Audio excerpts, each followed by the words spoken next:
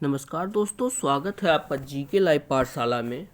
आज हम आपके लिए शुरू कर रहे हैं एडिटोरिया बुक की 5000 प्रश्नों की श्रृंखला, जो कि प्रैक्टिस सेट के रूप में है। हर सेट में आपके 50-50 क्वेश्चन हैं, प्लस एक्स्ट्रा 50 फैक्ट भी दिए गए हैं, और जो कि आपके हर वनडे एग्जाम के लिए बहुत ही महत्वपूर्ण है। जैसे आपका एसएससी हो गया, यूपीएसआई हो गया, यूपीपी हो गया, आपके यूपी ट्रिपल एस सी की कोई भी पेपर है उसके लिए, यहाँ तक कि यूपी पीएससी के लिए भी बहुत ही इम्पोर्टेंट है। तो इसमें आपके बहुत अच्छी बात ये देखिए, ऑल स्टेट पीसीएस के लिए इम्पोर्टेंट है, SSC, railway, banking, CDS, NDA, किसी भी परीक्षा के लिए बहुत ही उपयोगी है।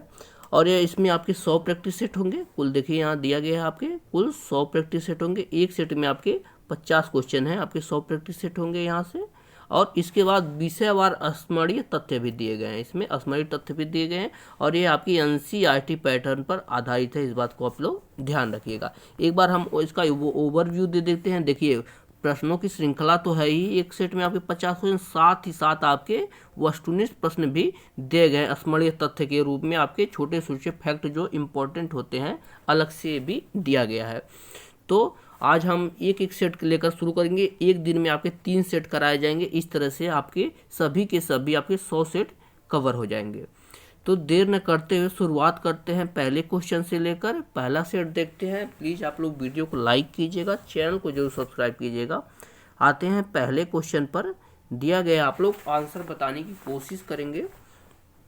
पहला क्वेश्चन आपके, भारत के साथ व्यापार करने का चार्टर महारानी एलिजाबेथ द्वारा कब दिया गया था?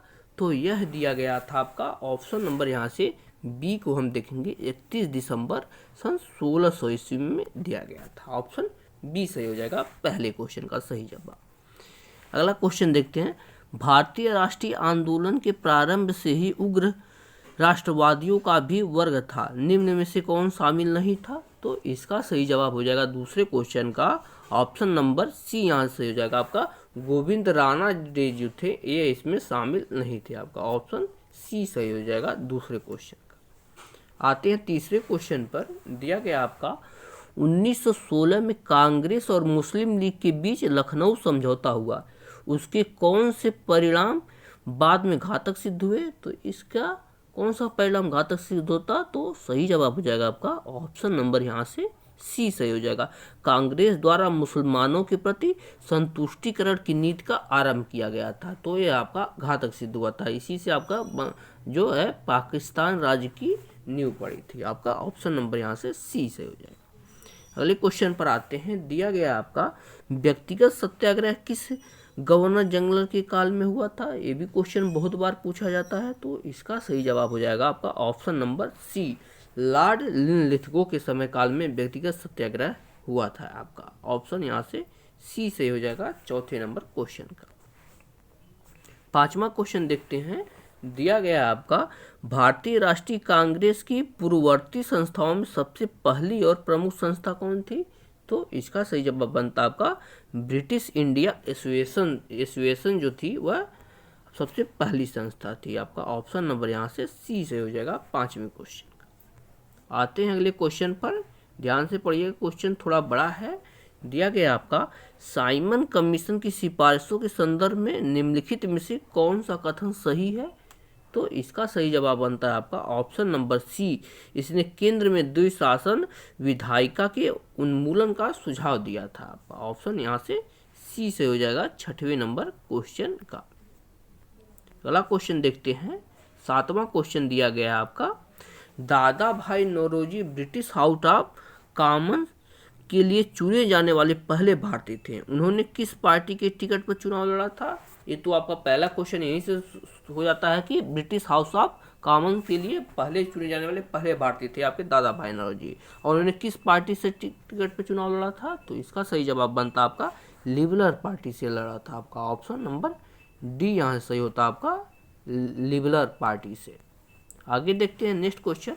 भारत पर हुड़ों का प्रथम आक्रमण किस शासन के समय में हुआ था? तो यह हुआ था आठवें का सही जवाब ऑप्शन नंबर सी, स्कंदगुप्त के समय हुड़ों का प्रथम आक्रमण हुआ था। ऑप्शन सी सही हो जाएगा आठवें नंबर क्वेश्चन का। आते हैं 9वें नंबर क्वेश्चन को देखते हैं। दिया गया आपका एहोल अभिलेख किस शासक से संबंधित बहुत बारे क्वेश्चन पूछा गया है, बहुत ही ज़्यादा बारे क्वेश्चन पूछा गया है। तो ऐहोल अभिलेख जो है वह है आपका पुलकेशिन द्वितीय से संबंधित है। आपका ऑप्शन नंबर यहाँ से सी से हो जाएगा 9वें क्वेश्चन का, पुलकेशिन द्वितीय से संबंधित।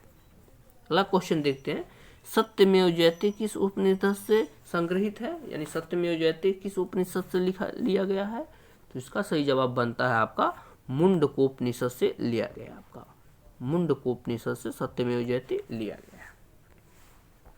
अगला क्वेश्चन है आपका, महावस्तु महात्मा बुद्ध का जीवन वृत्तांत है, इसका संबंध किस शाखा से है। तो महावस्तु का संबंध जो है बौद्ध धर्म के महायान शाखा से है। आपका महायान शाखा से। आपको पता है बौद्ध धर्म 2 भागों में बटा था, हीनयान और महायान, जो कि बाद में आगे चलकर 3 भागों में बट गया था। इसमें वज्रयान भी एक शामिल हो गया था, इस बात को ध्यान रखिएगा। 12 नंबर क्वेश्चन देखते हैं, दिया गया आपका अकबर द्वारा बनाए गए उपासना भवन का क्या नाम था। तो उपासना भवन जो था उसका नाम आपका इबादत खाना था। आपका ऑप्शन नंबर यहाँ से सी सही होता है, इबादत खाना। अगला क्वेश्चन देखते हैं, सुप्रसिद्ध संगीतकार तानसेन और बैजू बावरा किसके शासन में सुविख्यात से। तो ये थे आपके अकबर के शासन में, अकबर के 9 रत्नों में से एक थे आपके कौन कौन, बैजू बावरा और तानसेन, दोनों के दोनों आपके संगीतकार थे। मियाँ का मल्हार, मियाँ की ठोड़ी, ये सब किसने लिखा है, तानसेन ही लिखा है, आपको पता ही है। अगले क्वेश्चन को देखते हैं, न्यू कैंसल पोर्ट जो दुनिया का सबसे बड़ा कोयला निर्यात बंदरगाह है, यह किस देश में स्थित है। 14 नंबर का क्वेश्चन है। तो इसका सही जवाब बनता है आपका ऑप्शन नंबर बी, यह आपका ऑस्ट्रेलिया में है। ऑप्शन यहाँ से बी से हो जाता है आपका ऑस्ट्रेलिया। अगला क्वेश्चन देखते हैं, देशांतर रेखाओं के संबंध में कौन सा सही है। तो इसका सही जवाब बनता है 15 नंबर क्वेश्चन का ऑप्शन नंबर डी, देशांतर के मध्य सर्वाधिक दूरी विषुवत रेखा पे होती है। 2 देशांतरों के मध्य की दूरी कितना होता है, 111 किलोमीटर होती है ना। तो सबसे अधिक दूरी जो है कहाँ पर होती है, आपके विषुवत रेखा पर होती है। ऑप्शन यहाँ से डी सही होता है, विषुवत रेखा।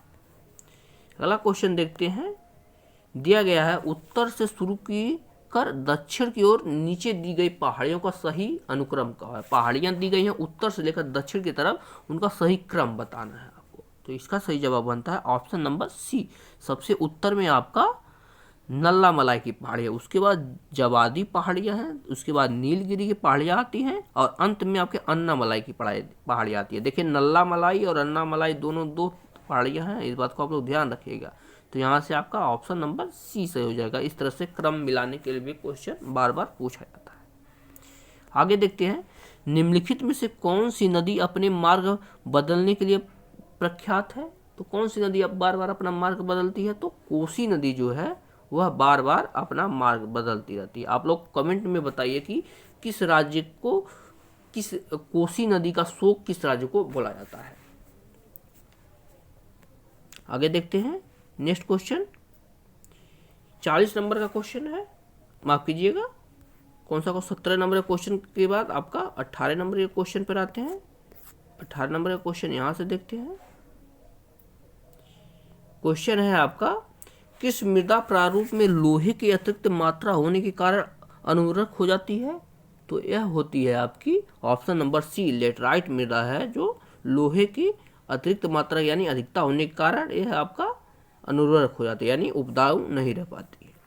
अगला क्वेश्चन है आपके, प्रकाश के संबंध में कौन सा कथन सत्य है। 19 नंबर का क्वेश्चन है। तो सही जवाब है उपरोक्त सभी के सभी कथन आपके सत्य हैं। आपके कौन कौन कथन दिए गए हैं, यह एक विद्युत चुंबकीय तरंग है, बिल्कुल सही बात है।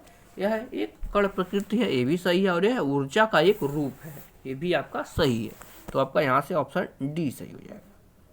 अगले क्वेश्चन पर आते हैं, बायोगैस संयंत्र में निम्नलिखित में से कौन सी प्रक्रिया होती है।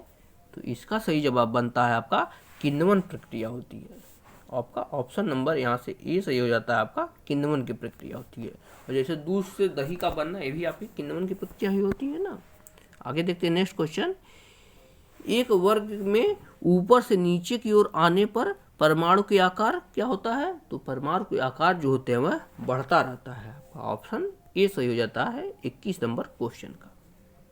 अगला क्वेश्चन देखते हैं 22 नंबर का क्वेश्चन, वायुमंडल में प्रकाश की विसरण का कारण क्या है? तो वायुमंडल में प्रकाश का विसरण जो होता है वह आपका धूल कण के कारण होता है। धूल और कण के कारण प्रकाश का विसरण होता है। ऑप्शन बी सही हो जाएगा।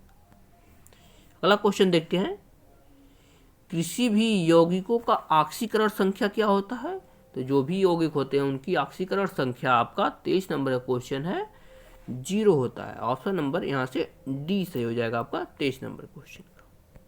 अगला देखते हैं, सर्प विरोधी सुई किस तत्व का एक यौगिक है? तो सर्प विरोधी सुई जो होती है वह आपका यानी जो सर्प काटने पर जो उसका जहर होता है उसे समाप्त करती है, कौन सी सुई होती है? 24 नंबर का क्वेश्चन है। सही जवाब होता है आपका स्वर्ण यौगिक होती है आपकी। ऑप्शन ए सही हो जाएगा, स्वर्ण यौगिक। आगे देखते हैं, दाब का बीमीय सूत्र क्या होता है? बार बार बीमीय सूत्र पूछा जाता है कई पदार्थों का। तो दाब का बीमीय सूत्र जो होता है 25 नंबर क्वेश्चन, सही जवाब होता है आपका ml-1 T/-2 होता है आपका। ऑप्शन यहाँ से बी सही हो जाएगा 25 नंबर क्वेश्चन। आगे देखते हैं, जैव सेल क्या होता है? तो जैव सेल की जहाँ तक बात की जाती है तो यह एक कोयला होता है आपका, जैव सेल होता है। ऑप्शन ए सही हो जाएगा 26 नंबर का क्वेश्चन का सही जवाब, कोयला एक जैव सेल होता है। अगला क्वेश्चन देखते हैं, याददाश्त का संबंध मस्तिष्क के किस भाग से है? तो किस भाग में याददाश्त रहती है मस्तिष्क के? तो सही जवाब होता है आपका सेरेब्रम में याददाश्त स्टोर होती है, यानी सेरेब्रम के द्वारा ही हमें कोई भी चीज याद रखते हैं। ऑप्शन नंबर यहाँ से डी सही हो जाएगा। अगला क्वेश्चन देखते हैं, दिया गया है, एक जीवाश्म पक्षी का नाम बताइए जो एक पक्षी की तरह दिखता है लेकिन सरीसृप जैसे अन्य विशेषताएं होती हैं। होता वह पक्षी है लेकिन उसकी विशेषताएं सरीसृप जैसे होती हैं। तो इसका सही जवाब बनता है ऑप्शन नंबर बी, आर्कियोस्टेरिक्स होता है आपका। ऑप्शन बी सही हो जाएगा 28 नंबर क्वेश्चन का। आगे देखते हैं, मानव शरीर में सर्वाधिक मात्रा में पाए जाने वाला तत्व कौन सा है? तो मानव शरीर में सर्वाधिक मात्रा में जो तत्व पाया जाता है वह होता है आपका O2 होता है। ऑप्शन नंबर यहाँ से बी सही हो जाएगा 29 नंबर क्वेश्चन का। आगे देखते हैं, परिपथ में किन्हीं दो बिंदुओं के बीच विभवांतर मापने के लिए किसका प्रयोग किया जाता है? तो विभवांतर किसके द्वारा मापा जाता है? तो 30 नंबर क्वेश्चन सही जवाब हो जाएगा आपका option number B, voltmeter के द्वारा। ऑप्शन बी सही हो जाएगा 30 नंबर क्वेश्चन का। अगला क्वेश्चन देखते हैं, नेक्स्ट क्वेश्चन है आपका 31 नंबर क्वेश्चन। दिया गया आपका, आपातकाल के दौरान मौलिक अधिकारों का निलंबन कौन कर सकता है? जो भी आपके मौलिक अधिकार दिए गए हैं आपको पता है आपातकाल के दौरान वह निलंबित हो जाते हैं। तो यह निलंबन का कार्य कौन करता है? तो यह करते हैं आपके ऑप्शन नंबर यहाँ सी से हो जाता है, भारत के राष्ट्रपति के द्वारा किया जाता है। आप लोग कमेंट में बताइए कौन से जो दो मौलिक अधिकार हैं जो आपातकाल के दौरान भी निलंबित नहीं होते हैं। आगे देखते हैं नेक्स्ट क्वेश्चन, प्राक्कलन समिति के सदस्यों का कार्यकाल कितने वर्ष का होता है? तो बताइए आप लोग, प्राक्कलन समिति के सदस्यों का कार्यकाल होता है आपका 1 वर्ष का होता है। ऑप्शन यहाँ से ए सही हो जाएगा। और आप लोग कमेंट में जरूर बताइए कि प्राक्कलन समिति में कुल कितने सदस्य होते हैं। आप लोग कमेंट नहीं करते हैं। नेक्स्ट क्वेश्चन देखते हैं, निम्नलिखित में से किसके अनुमोदन से भारत का संचित निधि से पैसा निकाला जाता है? आपको पता है भारत के संचित निधि में पैसा रखा जाता है, तो किसके अनुमोदन से निकाला जाता है? तो सही जवाब बनता है आपका संसद के अनुमति से निकाला जाता है आपका। ऑप्शन नंबर डी सही हो जाएगा 33 नंबर क्वेश्चन का। अगला क्वेश्चन देखते हैं, भारतीय संविधान में विधि के समक्ष समता किस देश के संविधान से लिया गया है? तो अनुच्छेद 14 की बात की जाए गई है। तो विधि के समक्ष समता के अधिकार कौन से अनुच्छेद से लिया गया है, कौन से देश से लिया गया है? तो सही जवाब बनता है आपका ऑप्शन नंबर डी, ब्रिटेन के संविधान से लिया गया। आपका ऑप्शन डी से हो जाएगा 34 नंबर क्वेश्चन। 35 नंबर क्वेश्चन देखते हैं, संविधान संशोधन प्रक्रिया संविधान के किस भाग में उल्लेखित किया गया है? तो संविधान संशोधन की प्रक्रिया किस भाग में उल्लेखित है? सही जवाब बनता है आपका ऑप्शन नंबर डी, भाग डी में लिखा गया, भाग डी में ले गया। और संविधान संशोधन की प्रक्रिया कहाँ से ली गई है? दक्षिणी अमेरिका से ली गई है ना, अफ्रीका से ली गई है। आगे देखते हैं, सूची फर्स्ट को सूची सेकंड से मिलाना है। तो अनुसूचियाँ दी गई हैं और उसके बारे में दिया गया है कि कहाँ से कौन से अनुसूची में दिया गया। कुछ जैसे जैसे भाषाएं दी गई उसका उल्लेख कौन से अनुसूची में, दल बदल विरोध कानून दिया गया उस कौन से अनुसूची में, इसकी बात की गई है। 36 नंबर क्वेश्चन है। तो सही जवाब बनता है आपका ऑप्शन नंबर बी सही हो जाएगा। भाषाओं का उल्लेख किस कौन से अनुसूची में है, तो यह आपके 8वीं अनुसूची में है। दल बदल की बात जहाँ की जाती है तो आपके 10वीं अनुसूची की बात हो जाएगी, 10वीं अनुसूची में हो जाती है। 73वां संविधान संशोधन लागू है तो किस अनुसूची में है, यह आपके 11वीं अनुसूची में है। और भूमि सुधार की बात की जाए तो यह आपके 9वीं अनुसूची में है। और प्रथम संविधान संशोधन द्वारा 9वीं अनुसूची लागू की गई थी, आपको पता ही है। तो इस तरह से आपका ऑप्शन नंबर यहाँ से बी सही बन जाता है। आते हैं अगले क्वेश्चन पर। 37 नंबर का क्वेश्चन दिया गया आपका 1833 के चार्टर अधिनियम के अंतर्गत प्रथम विधि आयोग का गठन किसकी अध्यक्षता में की गई थी। तो प्रथम विधि आयोग का अध्यक्ष कौन था, बार बार एक क्वेश्चन पूछा जाता है। सही जवाब बनता है आपका लॉर्ड मैकाले। इन्होंने यही भारत में आईपीसी लेकर आए थे ना, लॉर्ड मैकाले, यही आपके प्रथम विधि आयोग के अध्यक्ष थे। आगे देखते हैं नेक्स्ट क्वेश्चन। निम्न में से कौन सी औषधि क्रांति प्याज और झींगा उत्पादन से संबंधित है। तो कौन सी आपकी औषधि है, सही जवाब बनता है 38 नंबर क्वेश्चन का ऑप्शन नंबर सी। गुलाबी क्रांति जो है वो आपका प्याज उत्पादन के लिए भी, झींगा उत्पादन के लिए भी आपकी क्रांति लाई गई थी। आपकी ऑप्शन सी सही हो जाएगा। अगला क्वेश्चन देखते हैं 39 नंबर क्वेश्चन है। निम्नलिखित में से किन दो संस्थानों को ब्रेट वुड्स जुड़वा के नाम से जाना जाता है। 39 नंबर क्वेश्चन है। सही जवाब बनता है आपका ऑप्शन नंबर सी। IMF और विश्व बैंक को जाना जाता है। आपका ऑप्शन नंबर यहाँ से सी सही हो जाएगा 39 नंबर क्वेश्चन। आगे देखते हैं 40 नंबर का क्वेश्चन दिया गया आपका किस वर्ष भारतीय रिजर्व बैंक का राष्ट्रीयकरण किया गया था। क्वेश्चन बहुत बार पूछा गया है, तो इसका सही जवाब बनता है आपका ऑप्शन नंबर बी। 1949 को भारतीय रिजर्व बैंक का आपका राष्ट्रीयकरण किया गया था। अगला क्वेश्चन देखते हैं।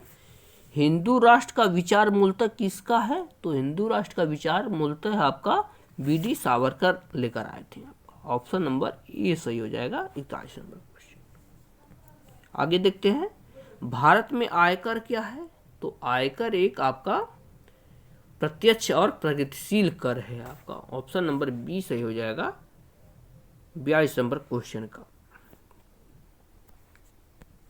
अगला क्वेश्चन देखते हैं। कुचिपुड़ी किस राज्य का प्रसिद्ध लोक नृत्य है। तो कुचिपुड़ी की जहां बात की जाती है वह आपका आंध्र प्रदेश का नृत्य हो जाता है। आपका आंध्र प्रदेश का नृत्य है कुचिपुड़ी। ऑप्शन डी सही हो जाएगा 43 नंबर क्वेश्चन का। आगे देखते हैं। हिमानी उत्तम पर्व का संबंध किस खेल से है। तो यह है आपकी ये सही जवाब बता है ऑप्शन नंबर बी। मल्लखंभ है आपकी। ऑप्शन बी सही हो जाएगा, इस खेल से संबंधित है। आगे देखते हैं। निपख आंदोलन के प्रणेता थे, यानी निपख आंदोलन की शुरुआत किसने की थी। तो सही जवाब बनता है आपका दद्दू दयाल ने की थी। आपका ऑप्शन सी से हो जाएगा 45 नंबर क्वेश्चन का, दद्दू दयाल। अगला क्वेश्चन आपका द्रकमा सिक्का किसने चलाया था। तो द्रकमा सिक्का की बात की जाती है तो यह चलाया था आपके ग्रीकों ने चलाया था, ग्रीक ने चलाया था आपका द्रकमा सिक्का। ऑप्शन ए सही हो जाएगा। अगला क्वेश्चन देखते हैं। बाढ़ के दौरान हर वर्ष नए एल्यूमिनियम का जमाव जो मिट्टी की उर्वरता को बढ़ाता है, तो क्या है यह। सही जवाब बनता है आपका खादर मिट्टी जो है वह आपका उर्वरक की मिट्टी की उर्वरता को बढ़ाता है। आपका ऑप्शन ए सही हो जाएगा। आते हैं अगले क्वेश्चन पर। वह समुद्री सीमा जहां तापमान में तेजी से कम होता है, तो कौन सी सीमा होती है। सही जवाब बनता है आपका थर्मोकलाइन होता है। आपका ऑप्शन सी सही हो जाएगा 28 नंबर क्वेश्चन। 49 नंबर क्वेश्चन देखते हैं। बेसल मापदंड संबंधित है। तो बेसल मापदंड जो है वह आपका बैंकिंग क्षेत्र से संबंधित है। ऑप्शन ए सही हो जाता है 49 नंबर क्वेश्चन। आते हैं आज के लास्ट क्वेश्चन पर। इंग्लिश में पहली बार औद्योगिक क्रांति का शब्द का प्रयोग किया गया था। तो सही जवाब बनता है ऑप्शन डी। अर्नाल्ड टायम्बी ने किया था। आपका ऑप्शन डी सही हो जाएगा। जैसा कि हमने बताया था 50 क्वेश्चन है एक सेट में, और 50 क्वेश्चन के बाद कुछ महत्वपूर्ण फैक्ट भी दिए गए हैं। तो आकर फैक्ट देखते हैं। सबसे इम्पोर्टेंट यही है, तो इसे भी आप लोग याद करना न भूलिएगा। दिया गया आपका भारत में मानव का सर्वप्रथम साक्ष्य प्राप्त हुआ, तो यह आपका नर्मदा नदी घाटी से प्राप्त हुआ, नर्मदा नदी घाटी से। आगे आपका सर्वप्रथम प्राचीनतम अस्थायी जीवन के प्रमाण मिले हैं, तो यह मिले आपके मेहरगढ़ से मिले हैं, आपको पता ही है। नेक्स्ट क्वेश्चन पर आते हैं। एक ही कब्र से 3 मानव के कंकाल के अवशेष कहाँ मिले हैं, तो यह दमदमा से मिले हैं। सभी आपके इतिहास के फैक्ट हैं, प्राचीन इतिहास के, दमदमा से मिले हैं। आगे देखते हैं। गर्त का आवास के साक्ष्य प्राप्त हुए हैं, तो यह मिले हैं आपके बुर्ज होम से मिले हैं। आगे देखते हैं। मानव के साथ कुत्ते को दफनाने का साक्ष्य कहाँ से प्राप्त हुआ है, तो यह भी आपका बुर्ज होम से प्राप्त हुआ है। आगे देखते हैं। जुता हुआ खेत का साक्ष्य प्राप्त हुआ है, तो जुते हुए खेत का साक्ष्य सर्वप्रथम कालीबंगा से प्राप्त हुआ है, कालीबंगा से। और कालीबंगा से चूड़ियों के साक्ष्य भी प्राप्त हुए हैं, तो ये भी आपको पता ही है। आगे देखते हैं। अग्निकुंड का साक्ष्य कहाँ से प्राप्त हुआ, तो अग्निकुंड का साक्ष्य जो है यह कालीबंगन और लोथल दोनों जगह से प्राप्त हुआ है, अग्निकुंड का साक्ष्य। आगे देखते हैं। युग समाधियां यानी 2 समाधियों को एक साथ दफनाने की प्रक्रिया कहाँ से प्राप्त हुई है, तो यह है कालीबंगा और लोथल दोनों जगह से प्राप्त हुई है, कालीबंगा और लोथल। आगे देखते हैं। नक्काशीदार ईंटों का प्रयोग का साक्ष्य कहाँ से प्राप्त हुआ है, तो ये भी आपकी कालीबंगा से प्राप्त हुआ है, नक्काशीदार ईंटों का साक्ष्य। आगे देखते हैं। नर्तकी की कांस्य मूर्ति का साक्ष्य कहाँ से प्राप्त हुआ है, तो ये आपके मोहनजोदड़ो से प्राप्त हुआ है, नर्तकी कांस्य की मूर्ति। अगला है आपका। 100 को दफनाने की प्रथा का प्रचलन था, तो हड़प्पा सभ्यता में 100 को दफनाने के प्रचलन था, आपका सही बात है, यहाँ से हो जाता है। आगे देखते हैं। 100 को जलाने की प्रथा कहाँ थे, तो मोहनजोदड़ो में लोग 100 को जलाते थे और हड़प्पा सभ्यता में 100 को दफनाते थे, यहाँ मोहनजोदड़ो सही हो जाएगा। आगे देखते हैं। 3 मुख वाले देवता की मूर्ति प्राप्त हुई है, तो 3 मुख वाले देवता जो हैं इनकी मूर्ति आपके मोहनजोदड़ो से प्राप्त हुई है, मोहनजोदड़ो से। आगे देखते हैं। मिट्टी द्वारा निर्मित हल का साक्ष्य कहाँ पर प्राप्त हुआ है, तो हल का साक्ष्य आपका बनवाली से प्राप्त हुआ है, यहाँ से बनवाली से। आगे देखते हैं। उन्नत जल प्रबंधन का साक्ष्य कहाँ पर प्राप्त हुआ है, तो यह आपका धौलावीरा से प्राप्त हुआ है, जल प्रबंधन का साक्ष्य। आगे देखते हैं। शैलकृत यानी पत्थरों पे बने हुए स्थापत्य के प्राचीनतम प्रमाण कहाँ से मिले हैं, तो आपके धौलावीरा से मिले हैं, यहाँ से धौलावीरा से मिले हैं। आगे देखते हैं। वैसा हड़प्पा कालीन स्थल जो 3 भागों में विभक्त था, तो यह जो धौलावीरा है वह 3 भागों में विभक्त था। आगे देखते हैं। कृषि का प्रथम साक्ष्य कहाँ से प्राप्त हुआ है, तो यह आपका मेहरगढ़ से प्रथम साक्ष्य मिलता है कृषि का। आगे देखते हैं। चावल का प्राचीनतम साक्ष्य कहाँ से प्राप्त हुआ है, तो यह आपका कुलडीहमा से चावल का प्रथम साक्ष्य प्राप्त हुआ है। आगे देखते हैं।